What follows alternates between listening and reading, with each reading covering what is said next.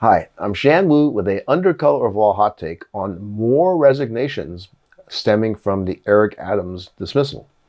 Put up the headline for you here. And what's really revealing about this situation is not just the fact that more career prosecutors resigned over this debacle over the Trump administration forcing the dismissal of this case, perfectly legitimate case, grand jury indicted, they're ready to go to trial based on the corruption charges against Mayor Adams. It's not just that more and more prosecutors have resigned over this, but this was particularly revealing as to why this particular group of career prosecutors resigned. And the reason is that in a letter, the Deputy Attorney General, the DAG, Todd Blanche, he was Donald Trump's personal criminal defense attorney who ran the defense that resulted in Trump being convicted of 34 felony counts. That person is now the Senate-confirmed number 2 at DOJ, Todd Blanche, the DAG, the Deputy Attorney General of the United States, a position once held by Eric H. Holder before, in next administration, he went on to become the Attorney General. Jamie Gorelick, Larry Thompson, Republican administration, who was in office on 9/11 and shepherded the DOJ through that period.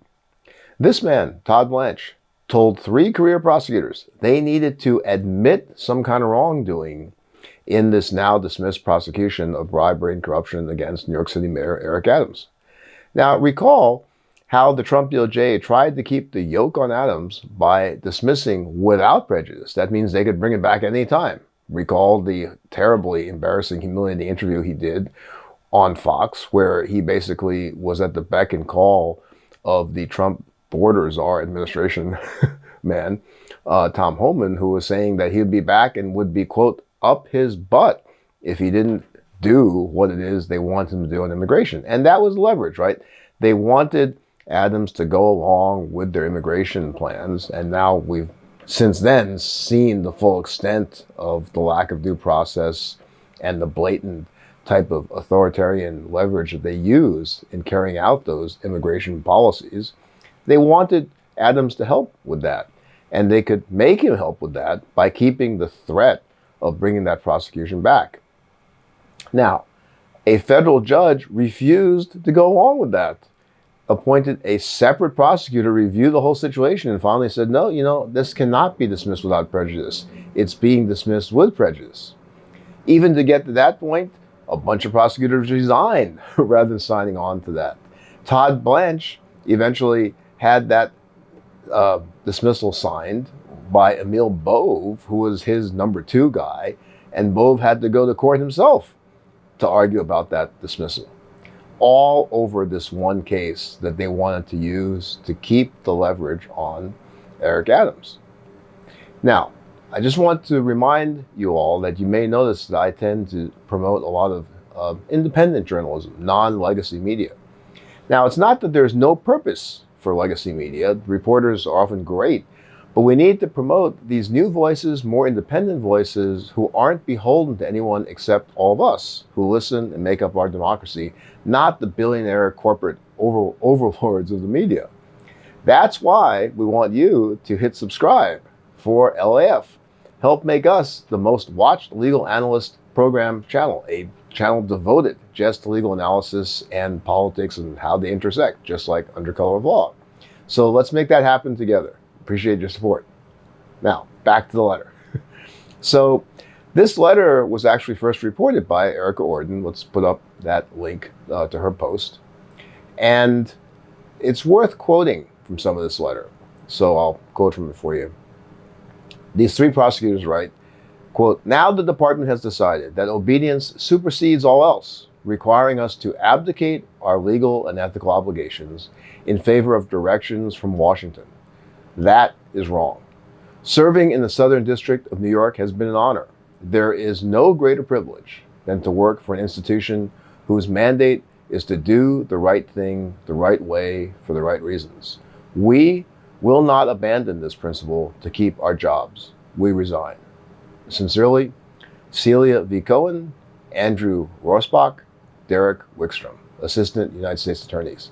They put that title under their name for the last time, until perhaps the foreseeable future. A different time, maybe they'll come back to government.